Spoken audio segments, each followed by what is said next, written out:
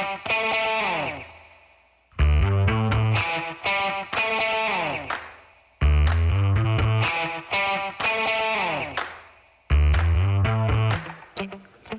folks. Welcome to another episode of Film Study. This is Ken McCusick. We're here to talk about the offense from that Browns game. Obviously, very disappointing loss. Been through a little bit of a catharsis these last couple days, looking at all the tape multiple times. But here to join me to talk about it, I'm sure it's going to be a good conversation because it's Pete Gilbert of WBAL. Pete, how you doing? I'm doing great. Thanks for having me, Ken. Always a pleasure, my friend. Always great talking football to you, whether it's at camp or on this show. A lot of fun. Another big loss, another blown lead. People seem to really want to harp on the big blown leads. And obviously, you know, they're not pleasant and they're fairly recent in terms of a phenomenon. What do you have to say about it? It's obviously a very easy thing to want to focus on. How can you not? I mean, you get up 2 touchdowns at home with 11 minutes to go. You know, how can you not win the game? That was what my dad was asking me last night as we were going through a little bit as well. In the big picture, you know, one of the things that struck me about this is that how often they build big leads. Mm-hmm. Not a lot of teams do that. Sometimes when you build as many big leads as the Ravens do, you're more likely then to blow some of them. The math involved with that tells you that. You know, in going through their games this year, you know, I mean, they're 7-3, and the 3 losses, you know, they've led all of them, and you know, they've only trailed for 28 and a half minutes so far this year. It's easy to get hung up and really think, you know, that there's a giant problem. I don't think all 3 games have been different reasons why they've blown leads, but there's other games where they held on to those leads just fine. So I don't know if there's a real necessarily like we need to look in the mirror and figure out why we can't close out a game. Well, they closed out a bunch of games. Mm-hmm. They just didn't, you know, they haven't closed out all of them. You could reasonably look at this and say, yeah, you should very well, maybe not should, but certainly could be 10-0. And at which point you're talking about you're having the greatest season in Ravens history and and you're a couple plays away from that happening. So I'm not hung up on it. I think that, you know, the Miami game from last year, the Buffalo game, this one, they stick out, and they're going to, because it just, you know, you don't expect that at home because they've been so good at home. But the nature of the game, the ability for teams and the setup to come back, I think it's they bake it in now. They want that, and that's, you know, to hold on and keep that 2 touchdown lead the entire game is a really challenging thing. Yeah, by the way, what you just said, I think, is completely true. First of all, great point about building more leads and then being more vulnerable to blown leads. You can't blow a big lead if you never have one. But also the other point you made about the balance of strategies really favoring the trailing team. So there are a whole bunch of things in football that favor the trailing team, and that's why the leading team needs to usually give up something. It's usually expected points to improve their win probability. So you make a lot of decisions. Running is the classic one, or kneeling is the most extreme one, where you're certainly giving up expected points to gain an expected win probability. But it's really something that you know, the strategies, just because, hey, passing is pretty advantageous in today's game. It's you know, trying to come back is definitely not as hard as it was in our fathers' day of watching the NFL. And you play a lot more zone defense, softer. Yep. We'll give up yards, don't want to give up the big play. And then, you know, and the other team's going to take more chances because they have to. And if you cash in on those chances, well, then you're right back in it. And that's, you know, a little bit of what happened. But I will say this one felt a little different than the other losses and really than any other game this year in terms of the physicality. The Browns were the more physical team in this one. And that is, we haven't seen that to this point. And it reared its head certainly in the 4th quarter. And that's, you know, I know we're going to go through the offensive line a little bit later in this, but that's where it was like, oh, wow, they looked unable physically at times to hold up with what Cleveland was doing. And defensively, they were on the field more than they've been on all year. You know, 75 plays or so? Yep. They got tired, and it showed. And so that the combination of those two things, and credit Cleveland for it, they balled out. They made their mistakes, but didn't hang their head and kept coming. Yeah, they were more physical on both sides of the ball, which I think is important. And one of the things is when Daniel Fa'alele replaces Stanley in the fourth quarter, you have a much less physical player. And it's crazy to say that because Fa'alele is huge, but he doesn't punch. He doesn't strike his opponent. He doesn't try and use his size well. So he's really more of a patty cake lineman, trying to be a positional lineman. I hope they can get that guy to get more physical as time moves on. I'll just say because he could be a force.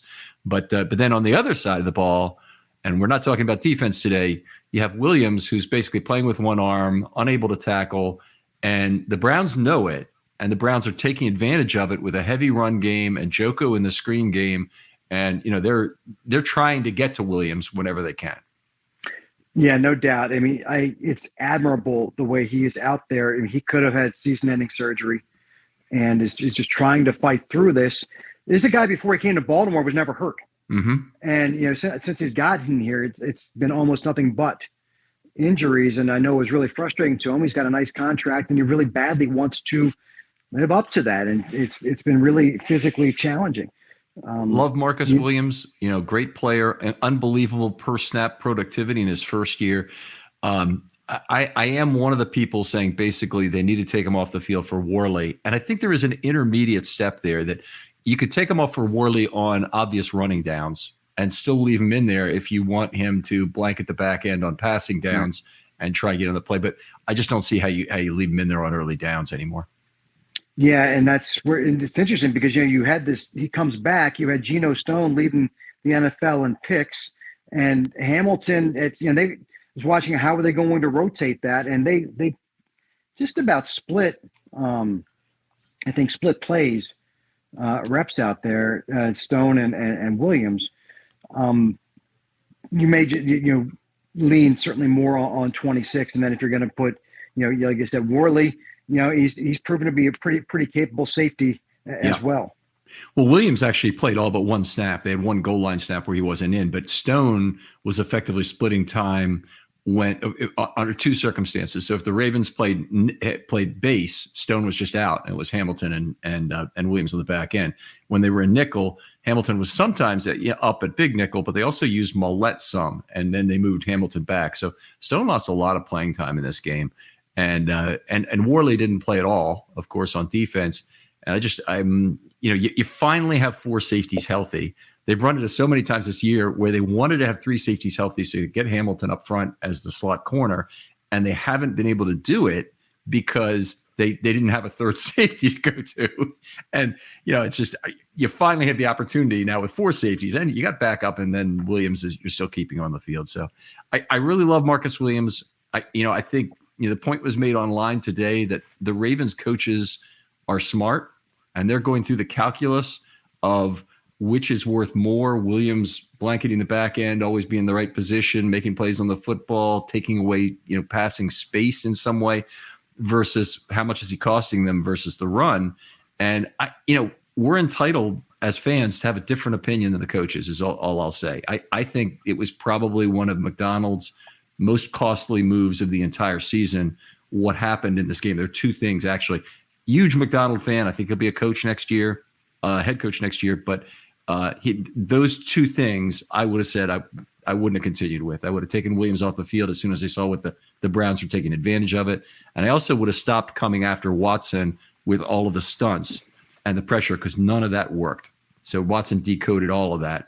And it was something that, I wish McDonald had changed in this game. Yeah, sorry, looked at the play list incorrectly there. But yeah, and Geno, you think about a guy who's just the confidence growing every week, and then to take a step back was certainly a challenge. But it's interesting on the play, late in the game, it's 2nd and 19 after Odafe Oweh gets a sack, and then they get 17 yards to Cooper, and it was right in front of Geno. I think Rock Yassin was carrying him, and then Geno was on the side there, and a little late getting. Could he have read that and seen that a little bit quicker? Maybe so. There, that was one of the things you talk about the plays that just you're going to define a game. It felt like so often when the Ravens either had a big play or got a penalty, and was a 1st and 15. The Browns got they had a 3rd and 11. They get behind the sticks at some critical moments. They found a way to come through, and that was getting those 17 yards back right after that sack was demoralizing. It was a painful play, especially since they recover that fumble. It's probably ball game over right there. Ball game. So yeah. Down to 4 of 7 at home the rest of the way. Now they had 6 of 9 they were looking at. Now they split these 2 games, which is unfortunate, but it happens when you play some good teams. And it was Seattle and Cleveland. They're not patsies. The Bengals are not a patsy either, and they have their biggest scheduling advantage of the year coming up next week. In fact, when I analyzed the schedule at the beginning of the year, if you have a division home Thursday game, and especially when it's against your biggest rival in the division right now, which I think was the Bengals coming into this year, you really look at that as a huge advantage. And as much as it sucks to play on Thursday night period, and people say, oh, a quick week, oh, we're all suffering from this. Well, no, the Bengals are suffering a lot more playing on the road for a game like this because they have to travel. Yeah, the road Thursday game is the greatest disadvantage in football.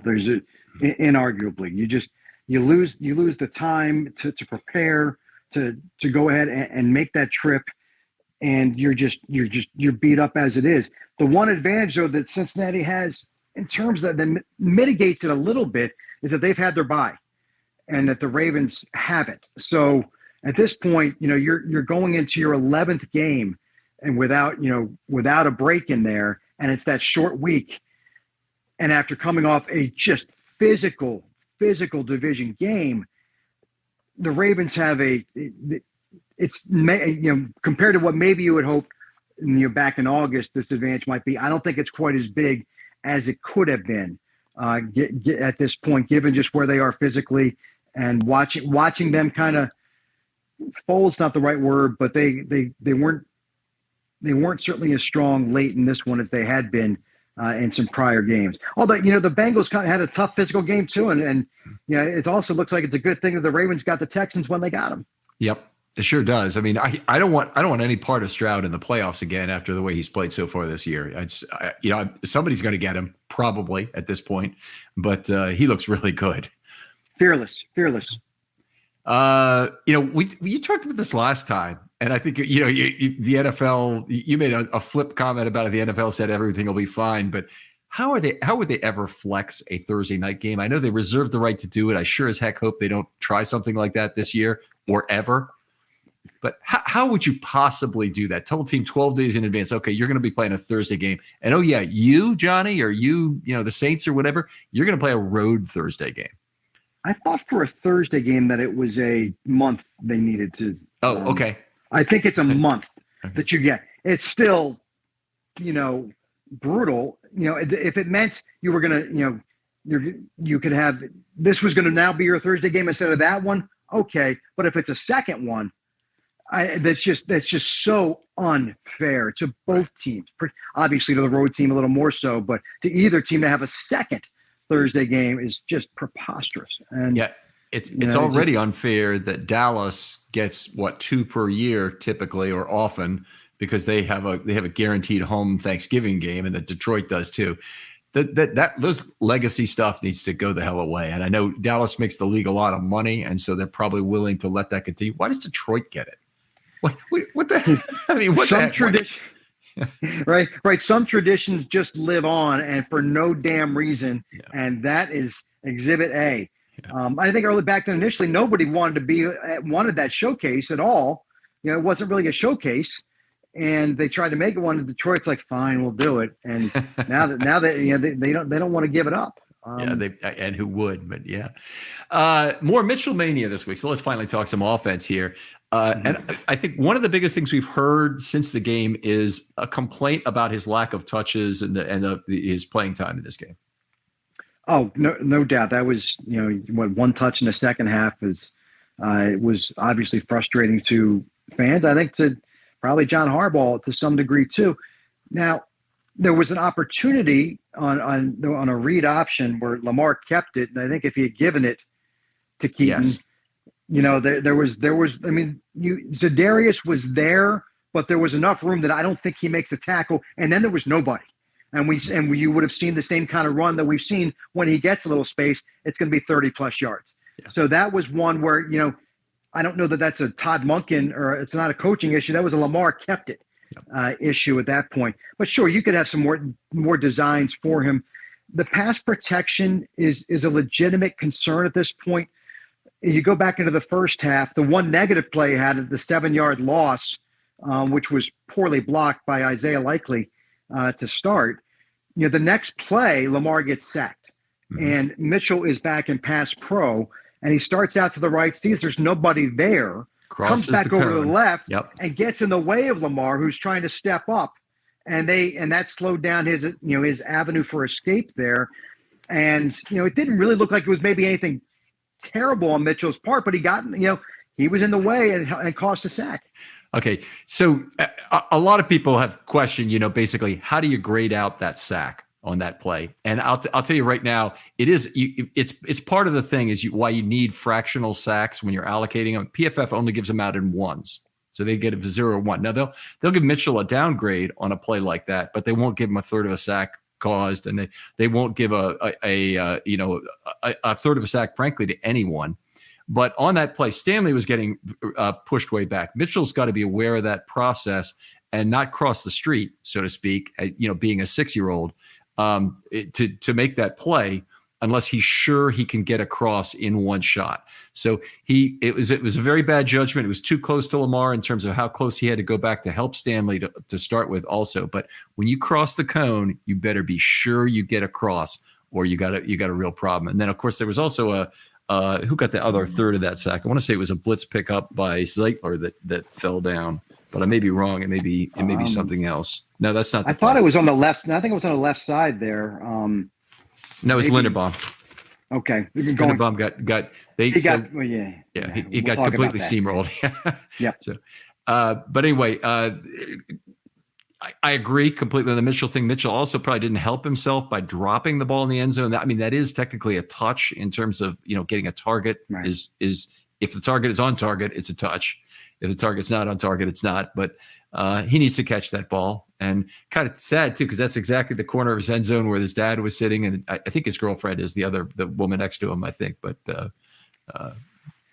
and I talked to Keaton about that play afterwards in the locker room, and I said, was it deflected? Was he in your way? He said, I just dropped it. He's like, man, I got to make that catch. It came right into me. I just didn't catch the ball. Which I much credit him for not saying, creating a blame or, casting some where maybe you could have. It would end up being decent coverage. And the ball, maybe if it's a little farther down, he doesn't have to spin back. Maybe he makes the catch. But certainly one that, when you watch it, you're like, the ball hit you. It wasn't touched, and it hit you between the 3 and the 4. You need to make a play on that. But did he talk at all about the face guarding component of it? He said he was not bothered. Okay. He's like, I just dropped it. I just didn't make the catch. Now maybe that was. It looked like the defender was there, so you would think that maybe he was affected by that, but he wouldn't say that he was. Mm-hmm. To his credit on that. But when I was thinking too about what's so great right now about Keaton Mitchell is that until you've seen it in person, you don't understand how fast he is. It's new. It's like when I think you go back to why NFC teams are 18-1, or Lamar's 18-1 against him. They don't see him. You don't know the ball handling. You don't understand the twitchiness until you're facing it the way they are. So that's what's maybe frustrating. You had this opportunity where they have not seen Keaton Mitchell, and he, touches the ball twice and has monster plays, in the first half. And it's like, you want to keep hitting that because it's not going to be new forever. And he's also a small guy, and I'm not wishing the same, but he's dealt with injuries already, and how long is that star going to be bright? I don't know. And you feel like you really want to be able to take advantage of it when it is. And that's maybe where I'm like, second half, you got to just design stuff for him while you have this big play capability that is new, because Lamar's ball handling does, they read it. He's not fooling anyone, with the read stuff, the way he will fool other players. They're just the whole Lamar effect. They understand what they're facing. So I think that's where the challenge that was, I thought, or what an opportunity lost. I think part of the reason Lamar is not effective is the divisional teams know him a lot better. And they've all built their linebacking cores, in particular with Owasso Koromoa, for example. But all of them really understand Lamar better, and they know when they have to leave their spot to at the beginning of the pocket breaking, as opposed to after the pocket breaks, for example, to get pressure on him. And they're much more effective at holding back on their leverage giveaways that Lamar reads like no one who's ever played the game, to not get beat that way. And obviously in 2019, 2018, huge deal. Right. He was beating everybody with that, but the divisional teams are the first to catch up in that respect.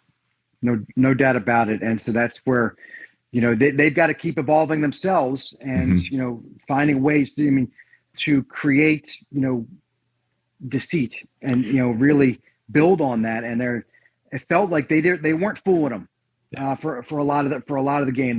They weren't fooling. They had some drives that ended up being good ones, but they were helped out by penalties. They should have been shut down, but maybe kind of a dumb illegal contact or something there that allowed something to extend. This was not the offensive juggernaut that we had certainly had seen, even though they get to 31 points, although of course some of that, thanks to Kyle Hamilton, but if you just look, they scored 31 points again, everything wasn't the defense, it wasn't the offense's fault. There certainly were some issues that they contributed to the defeat. Yeah, I completely agree. I had a note on that I was going to get to, but you've kind of covered it now. The one thing I'll say about Mitchell is I really loved how they allowed the Browns pass rushers to beat themselves on the play, and particularly the draw play that went for 39. Effectively, Garrett and the lineman next to him, who I did not even catch his number, both ran themselves out of the play, and that late action obviously meant he had to beat the first inside linebacker who was there, who he beat with just really a jab step to the inside. He was completely lost. And then the second on the sideline, he took a terrible angle to the ball, anticipating that he could catch Mitchell. And then, oh, wait a minute, I made a big mistake here. And it's too late to do anything about it. It was great spacing on that play. And obviously you look to get him spacing, but draws and screens are perfect for him. And, they had their first, they actually had a very well blocked screen on the play also, but Mitchell completely took advantage of it down the sidelines on the 32-yard pass as well. Yeah. And that's where where they were able to, create deception was with Mitchell and creating that. Again, that's where the newness, and, they didn't understand how fast he was. And so he didn't think he took a bad angle. I remember if it was 22 or 28, but one of the, took a bad angle because he's just that fast. And the design of the screen to fake the handoff left, start rolling right, then come back left. They were, absolutely left disjointed. And the inside linebacker 5 met his fate on that play that I'm sure, and we'll go over the offensive line a little, but with John Simpson, I know he, that must have been a fun moment in film studies to look at that one. John Simpson had his best game of the year, and we'll talk about that a little later. But that was a play he's going to want to show his grandchildren. In terms of, and the only thing that didn't go right is he didn't finally get the block downfield. Because if he gets his second block on that play, it's a touchdown. All right, let's move on. They lost the snap count 75-50. We talked a little bit about this. Very bad for the defense. The concentration of snaps in the second half. They actually had less snaps in the second half. I think it was only 32, but they had them in streaks. So your defense only on the field for 3 drives for all those plays. They get very tired on those individual drives without getting, some significant break from it. That's not all your defenders, but even the defensive backs and whatnot are getting tired on a 17-play drive, believe me. And you can't rotate your pass rushers enough to get them back winded and properly done on a drive like that. That really, I think, had a lot to do with the comeback. A 17-play touchdown drive is it's demoralizing. It's so frustrating. And the way they were able to convert third downs on that drive were they converted third downs throughout the game. 8 for 16, I think, overall, compared to 2 for 8 for the Ravens, and that just that was a huge part of it. And that was I I felt like they allowed too much of the yards underneath and Joku getting some of those on, particularly the third and 11, they just dropped, Roquan and PQ dropped too far, and not accounting for Njoku and, to come out on that, after, a little block and then slip out. And you can't give a guy, that guy we've seen, he's too good. You can't give him that kind of space. It wasn't 3rd and 20. It was 3rd and 11. And so that was tough. So yeah, the defense on the field and the offense, they wanted to run the ball to try and run it, and they go first down 2 yards, a couple times, with Gus there, and that put them back behind. They did convert one of those on their I guess their last drive. They did hit when Zay Flowers got a conversion on got 11 yards or so, but they were getting beat up front at that point, and Lamar looked a little indecisive, and there were some opportunities that he missed for sure, and there were. I think I've said it was one. Keaton Mitchell had ran an in cut, and if he gets in the ball, there's no one there, he's gone, and Zay was getting open really well off the ball throughout the day, and he just had the one catch in the second half, I think. So that was another. Your newness, your speedy guys got to take advantage of that, of what they have with them there. Yeah. By the way, Zay's usage in this game, I just absolutely love. Back to the intermediate passing game, not a whole lot of gadgetry involved. I think he probably had his best game as a Raven in this one. He didn't get in the end zone, but he did catch a bunch of balls between 10 and 20 yards. And I believe every single one of his targets was at least 10 yards down the field in this game. Might have been all but one, and that was 8 yards or something. But they didn't throw to him behind the line of scrimmage. And this is what I've been calling for a long time now, is they need somebody else to run gadget so that Zay Flowers can take attention from other defenders down the field. And they did a very good job of it in this game in particular.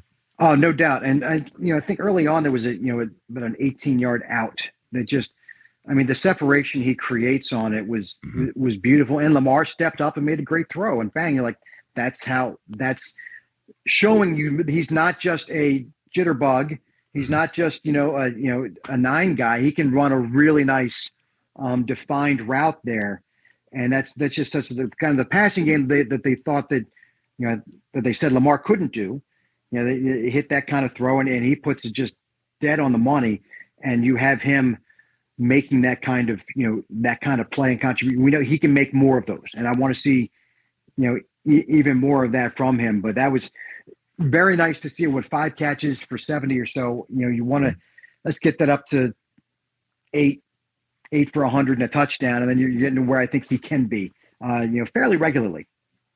Yeah, and this team, they don't need to play fantasy football, in terms of getting people 100 yards. It's not the DNA of this team. They run half the time as it is, and they're very effective doing that. So I'm happy them being just a balanced offense, but Flowers getting more targets in between level 2 and level 3 and past level 3 is really a big deal. His only miss in this game was the long ball. It was a vertical that Jackson overthrew him, and he had a step on the defender on that one as well.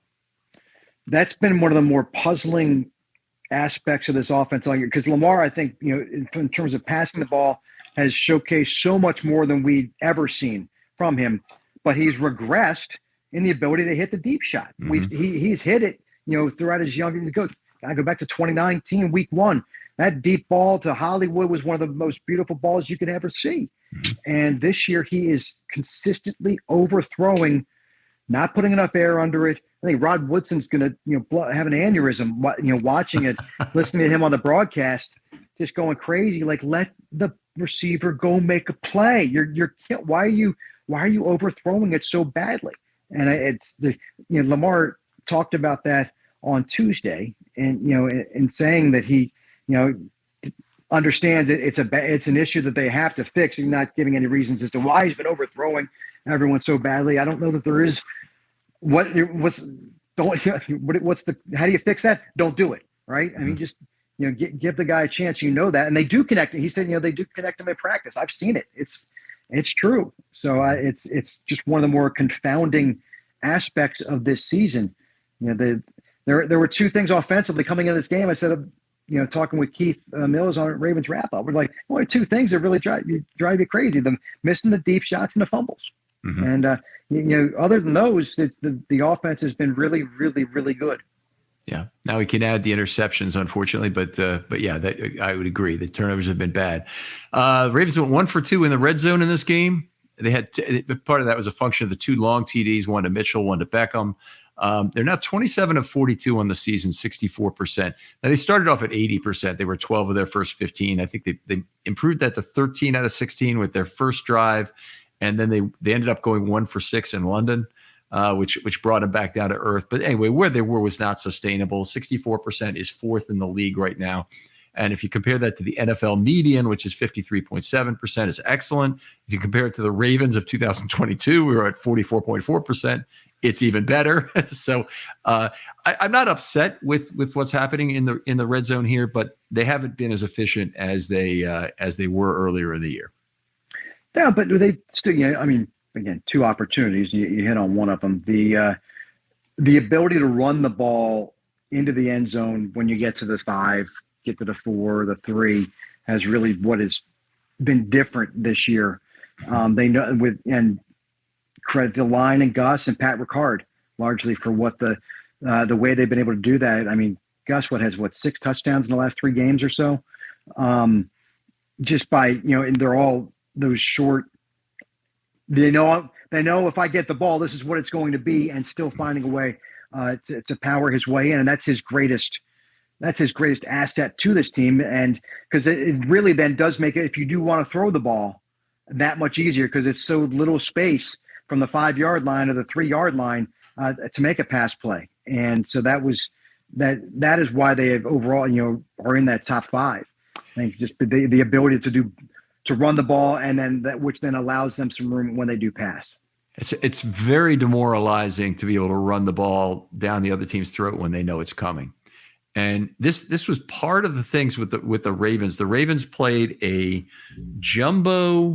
super jumbo package on defense. Sorry. So the Browns had the ball at the 3-yard line. It was 3rd and 2. Big play coming up. And the Ravens put in every heavy they had. They put in all 5 defensive linemen. They had 5 other linebackers on the field and only 1 defensive back, Kyle Hamilton, on the field. It's the first time they've tried anything like that. Well, I can't even remember another time they've tried something like that. And I've got that going back to the beginning of the Ravens' history. But the Browns managed to run Kareem Hunt off tackle for a 3-yard touchdown, even though. And that was a real backbreaker, I thought, for the Ravens in this game. Oh, no doubt. And the way, they negated some of that because they used speed, right? They quickly popped it out to him, and he got outside before the edge could even get set. Van Noy on that side kind of took a little bit of a bad angle in, and then, their lineman just got out there fast, and Kareem kept pounding his legs. And, I think it was PQ who got over there and just didn't have the leverage at that point. And Hunt, that's where he's at his best. He used to be being I think a really fast kind of runner. He's evolved physically. Look at his legs; they are tree chunks. He'll get low. He's low to begin with. He gets even lower and uses that leverage really well. But yeah, they negated all that size by getting outside quickly for that touchdown, which was a really nice counter to something the Ravens, again, as you said, have maybe never done before. And so right. It makes it even that much more impressive. Yeah. Point of attack offense. And the Ravens could do that with Patrick Ricard too. When you have a point of attack offense, it sometimes it doesn't matter how big the other team is. If you get your extra man there the fastest, you're in really good shape to punch a hole. You mentioned this a little bit earlier, but I think it was one of the really huge points of the game is the penalties in this. The Ravens had 5 conversions in this game by penalty. Now they had an encroachment, which converted 2nd and 2. That's fine. That's going to happen in a game. You're occasionally going to get lucky and get that. But they had 4 fouls on the defensive backfield that were all on 3rd or 4th down to convert. It really casts a pall over the offense performance in general. They were 2 for 8 on 3rd down. The 2 for 8 does not include the conversions by penalty, but all those were failures that didn't get included in the denominator either. And if they had had these, if they hadn't had these fouls away from the ball in most of these cases that helped them convert, they could have been 2 of 12 in theory. They probably wouldn't have worked out in terms of the total number of drives, but they would have been worse on third down. Let me put it that way. No doubt about it. And it felt like whatever they were choosing to do, the Browns were prepared. They were ready for it. And they had a lot of third and longs. It wasn't a whole lot of third and ones they were missing on. Yeah. It was that, and that obviously that changes the math. Your percentages. What's the league mean? What's the median on 3rd and 7? So it's going to be a lot lower than your overall third down conversion rate. So they were backed up a little bit farther, which spoke maybe more to what they were doing on first down. They were not as efficient and allowed themselves to get further behind, the schedule there to have third and longer. But something we hadn't seen a whole lot this year. They've been a really good third down team, and but a lot of those were a lot shorter third downs, and that makes life a lot easier, makes play calling a lot easier. And but it definitely felt as though whatever pressure the Browns were applying was effective. Whatever, the scheme that they would go to on, which was, they did a lot of zone that I don't think that the Ravens solved all that well. And so they certainly something. I wonder how much time they'll probably during this mini bye probably go back and look at both of these games a lot more closely than they've had the opportunity when it comes to a little self scouting there and figure out why was Cleveland so successful in that regard. Mm-hmm. Yeah, they do take some time to do that, both on the bye week, and a mini bye is a great time as well. Let's move on and talk about Lamar a little bit. Could go through some pass rush stuff here and what they tried to do to him. The Browns rushed 5+ on 7 occasions. That's 27% of the dropbacks, because they only dropped back 26 times in this game. Lamar was 3 for 6 among those 7 for 53 net yards, 7.6 yards per play. So it's not like they had tremendous success getting after him with numbers in this game. He was fine. 1 sack was included in there. They used a 4-man rush 19 times. That's 73% of the time. He's 10 of 17 for 147. After sacks, that number is not correct that I have on the screen here. And I don't have a correct number for you, so I'm gonna hold off on that one. Other than to say that number is not correct, and I can see it. They didn't rush 3 in this game, but anyway, the Browns mixed it up a little bit in terms of pass rushers. One place where this really showed up was in just how much the Ravens committed in terms of eligible receivers to block in this game. It's the highest number I can remember in a long time, but they used 15 set blockers and 14 chip blockers on just 26 pass plays. That's 29 total, 1.12 per play. I can't remember it being that high, but you only get 5 eligible receivers. And if you're taking 1.12 out of those out per play, you're down to 3.88 eligible receivers. And that's not nearly the kind of receiving options you might like to have. I remember watching at one point it was a 2-man route. Yes. And I'm thinking we haven't seen that for some time. Yep. So they were definitely, now obviously when Stanley goes down, you've got Lele over there, and you're also missing Morgan Moses. You could see that Pat McCary needed help.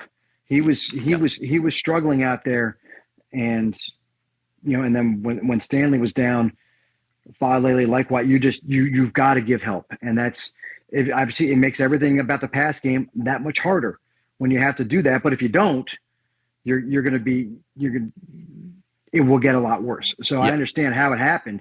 And that just speaks to the key to getting Morgan Moses back for Thursday, which it sounds like he is going to play. But I'm sure you're not going to have Ronnie Stanley. So you're going to have McCary starting again, get him over on the left side this time. And they signed a guy, a veteran for the practice Josh squad. Wells. Yep. Yeah. Not a lot of history, but at least he's played in some games. And which again speaks to the fact that you've got to believe Stanley's probably not ready to go. And they didn't have a tackle on the practice squad. Mm-hmm. They had none of the 16, which was just unusual. It is unusual. They had David Sharp earlier in the year, and he's been passed around the league a little bit like a bad cold, but he is making the rounds. He's a valued practice squad player for a lot of teams. And it just speaks to the lack of that body type that's out there in the general population. It's a size and shape position that is very a small pool. No doubt about it. And so and when you get 3.8 then receivers, it really is limiting, and that's certainly a significant part of why they weren't as dynamic. And I will, we didn't mention this, but Odell Beckham, just had the one catch, but he drew another penalty. Two, I think, right? Oh, did he have two catches? Yeah, he drew 2 of the 5-yard defensive backfield penalties. And so, drawing penalty, but the slants and then the explosion, the 2 big plays that he's made this year. I think week 1, he would get kind of the ball over his shoulder, but the other 2 have been on catch and runs on slants. And you can see that's where he is so comfortable and where he's so valuable. His ability to snatch the ball in traffic is as good as anyone. I mean, his hands are tight, just massive, and they're so strong. And to be able to grab that and there have your burst where he doesn't have to necessarily change direction off it. He's made the one move, and then it's just kind of a straight line, which right now is what you want for him. And that's where to see that burst off of that cut and not have to do a bunch of moves to try and get where I don't know how good he can do that anymore, but that's utilizing him at his best. And that's where you would think on more. And that was a third down, the touchdown, one of their conversions that they had, right? That was a third down, I think. And I'm going to look for it. I don't know, but you might be right. I believe that it was. And that's where I'd like to see him utilized for sure, rather than any kind of down. I mean, you can't only run those routes, but downfield occasionally. But that's where he's at his best. Yeah, I mean, I agree. He's not a vertical threat anymore, and he's not really a good wide receiver screen threat. He could potentially be a good blocker on that, but that slant, it looked a lot like the 2016 slant. I know that's been commented on significantly, but the Ravens lost a game at the Meadowlands in 2016, and Weddle actually tripped up Tavon Young. It was in his rookie year that year, trying to cover Beckham. And ended up going to the house for, I think, over 60 years. Might have been 66 on that play, but it looked just like it. And it looked like Beckham stepping back out of 2016 to make that play. No doubt, and that was exciting. So I mean, it wasn't like it was a terrible game. There were plenty of good things to take away. They had explosive plays, and against by the way, that's a really good defense. Yes, that the Cleveland Browns were bringing to town. I mean, they played better than they did in week 4. And I thought they were, even losing so many defensive backs to injury during the game, they stepped up. And the backup guys were well coached and ready to come in and make plays. And that was, you sometimes remember the other guys are getting paid too. And it's critical to remember that when you're trying to figure out what's going on, and you just try and really objectively figure out and analyze something. I mean, I'm not too upset about the offensive performance, other than the turnovers. Obviously, I'm not upset about. But if you look at this is the Browns, and you really got to expect a low scoring game, and they scored now 28 and 31 against the ground. So you can come up with all kinds of mitigating factors. Short fields given by Dorian Thompson and by Prochet in this game, But I still think that's pretty damn good that the Ravens have stuck the Browns with their 2 biggest point totals of the year. I believe they may have had somebody else that scored roughly the same amount, Seattle or something like that. I don't know. I don't think so. I think those are definitely the highest numbers. And that was a funny drive. Then 7 plays to go the 12 yards after the Prochet fumble. Yeah, that was a weird touchdown drive. Let's just say that.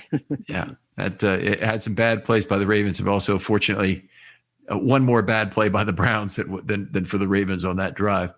Let's talk a little bit about the opportunity set that Lamar had in terms of time and space. So we divide these out into 3 categories for folks who have not listened to the show too often, but ample time and space is basically a 3-second pocket. He had that 9 times, or 35% of his dropbacks, 6 of 9 complete for 113 yards, 12.6 yards per play is excellent. Unfortunately, he also had an interception on the deep ball on the right side at the end of the first half. So that takes away a lot of the value of those plays, but that's still an excellent result for that opportunity set. 7 times, the ball was out quickly. 27% of the time. He went 6 for 7 on those plays for 106 yards, 15.1 yards per play. That's fantastic. And it was keyed by 2 plays, and it was the screen pass to Mitchell and the slant to Beckham. Ball was out quickly both times before pressure could develop. And most of that was yak. That's okay. You're supposed to occasionally get yak on your throws, particularly when they're well placed. Because one thing about the slant to Beckham was right on the money. I mean, if that ball's high, it's behind him a little bit. It's not a touchdown anymore, but the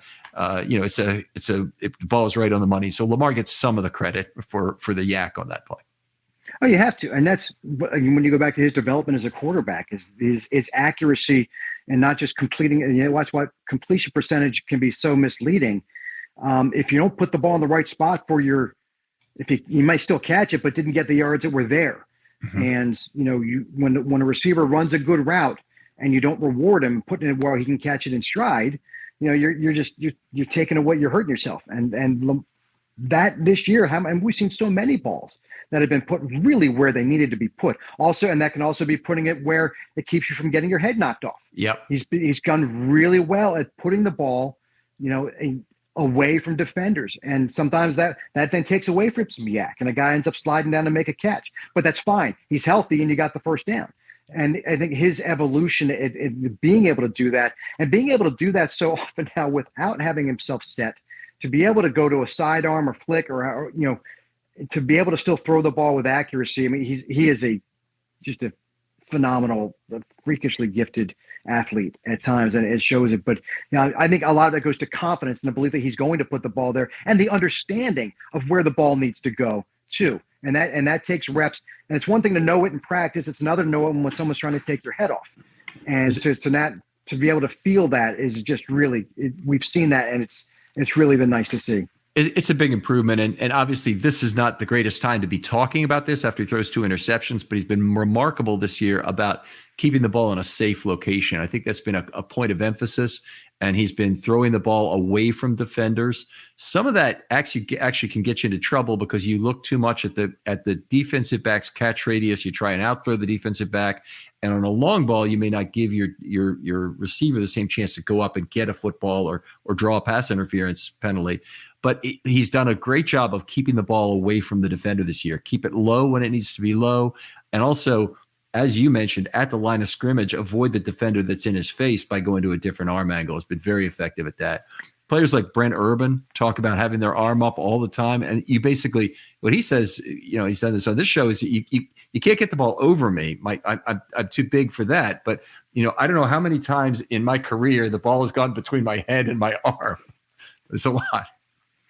And that's the precision. But, let's talk about the 2 picks. The first one was comically underthrown. And we're talking the press box saying, surely that must have been miscommunication. It's going to be a back shoulder that Bateman, they didn't see the same thing from the defender, and he keeps running deep. Lamar said afterwards, he just underthrew it. Now, if you go back, the play before that, he had gotten absolutely blasted on the sidelines, which a lot of Ravens fans are upset about. That should have been a penalty. I disagree. I think that it was a clean hit. I think that the second, it couldn't have been more than 0.05 of a second after his foot hit out of bounds that he was hit. That's football. And he could have avoided that hit. And much to his credit, throughout so much of his career, he has avoided those hits. He didn't that time, and I don't understand why, because he could have stepped out a yard earlier and it'd been a 7-yard gain instead of 8, and it wouldn't have been an issue. Yeah. So I'm wondering if that hit really affected his ability to throw the ball. Was he a little woozy? Was he just not physically all there for the next play? That could have been. I'll give you another alternative explanation here. Is Lamar fell on the sword for Bateman on the play? Is that Bateman was really supposed to come back for the ball. Lamar says, I just missed through that ball. It's just the easier thing to say. You don't throw your teammate under the bus. Lamar's being a great teammate when he does that. Bateman's earned some trust points from him in recent weeks, coming back for the football, clearing some interceptions out for him. One in particular, obviously. I think it could be that as well. And I do remember once Weddle falling on the sword for a missed coverage by Webb under similar circumstances. I was up in the air. I'm like, that's Webb's responsibility. He's got to change sides of the field with the receiver as the slot cornerback, and it was ridiculous, frankly, that he was saying, oh, that's my fault. I got to be in that spot, blah, blah, blah. It obviously wasn't true, but I think I'll go about 60-40 that Lamar just fell on the sword there. I don't think it's 100%, but I think it's likely that Lamar just made a mistake. With the other 40 being, that hit really messed him up on the previous play. Yeah, it certainly is possible. I don't recall him necessarily doing that in the past. Falling on the sword? Blatantly falling on it. I mean, he's pretty frank. I think he just generally, he's never thrown anyone under the bus, but isn't kind of jumping out of the way to say, for something that was so egregiously, if it was supposed to be deep, it was 15 to 20 yards underthrown, which is pretty wild. It was one of those two things. It wasn't, it certainly wasn't just, it wasn't just that I was healthy and I just underthrew it by 20 yards. Yeah. That wasn't the case. But, and then the other pick, again, how many times do you see a ball get batted in the air and it falls harmlessly to the ground and you don't think about it, you forget about the play and you move on? And you don't when it becomes like the 2019 season in the playoffs and the opening drive, the ball off of Mark Andrews' hands that is picked off and sent the whole thing spiraling, badly out of control. That's today. This one, I don't know if I've ever seen a tip ball or a batted ball that long in the air. It was almost impossible not to be then picked away. Just the bad luck of, and he did. He tried to change his arm angle on the guy on, the rusher who was in his face immediately. And, it's not on Lamar. That interception is all on McCary. McCary is on his knees as the ball is thrown because he was beaten so badly on the play. But there's very little Lamar can do under those circumstances. He could eat the sack, but there's very little he can do, honestly, with the player in his face like that. Let me go through a little quicker here, and we got to do some catch up here because we're having a great time, and that always leads to a longer conversation. I did want to get to the fact that Lamar was pressured 10 times in this game. That's 38% of the time. He completed 1 of 7 for minus 19 net yards. Now, pressures include sacks, so it often is a bad number, but about 4.0 is good, I'd say, for being pressured. In fact, 4.0 is good for sure. Maybe 3.0 is about average. Minus 1.9 yards per play is not average. And what's weird about it is he's been all over the place this season with pressure. 2 weeks ago against Arizona, 22.4 yards per pass play, 224 yards on 10 plays under pressure. And Watson is supposed to be the worst under pressure guy in the entire league, and the Ravens couldn't get anything done with pressure in this game against Watson either. We talked about newness, right? And that goes back to speaking of Deshaun. Even though they were told all week about how slippery he can be, how strong he is, and therefore challenging to tackle and bring down, it was like they didn't believe it.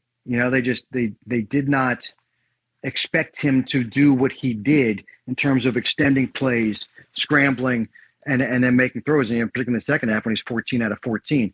He was 6 of 20 in the first half, comically bad. Some of that was drops, but he wasn't great. But in the second half, he absolutely was in extending plays, doing that. Whereas Lamar, again, it is wild because the variance against pressure has been he's either, it feels like he's either Hall of Fame or he shouldn't be a starter. If you just went by like almost week to week by what he does against pressure, it's never just kind of that average.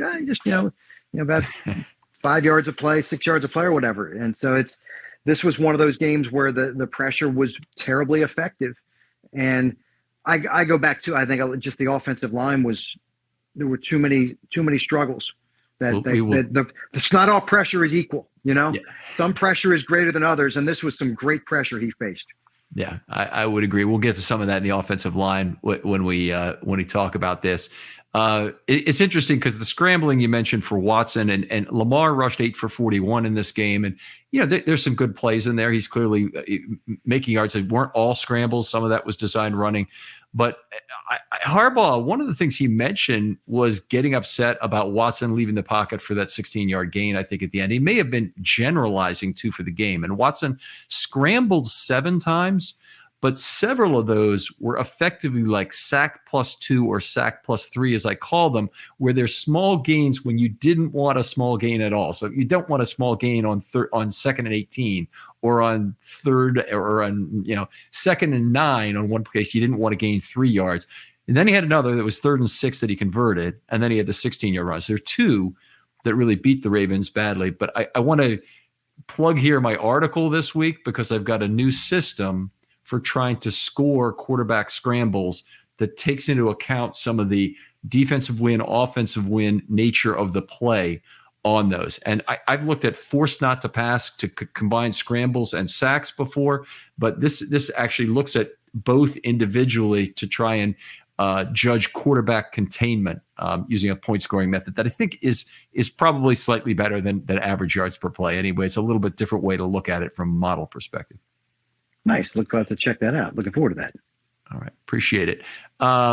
Anyway, I think that's enough for Lamar. Didn't have a lot of really extended plays in this game, by the way. He had 2.91 time to throw on average in this game. Didn't really seem like it. There were a couple of times when he was, chased right for a late throw, but there weren't a lot of, there wasn't any 9.5 second Aguilar touchdown play in this game.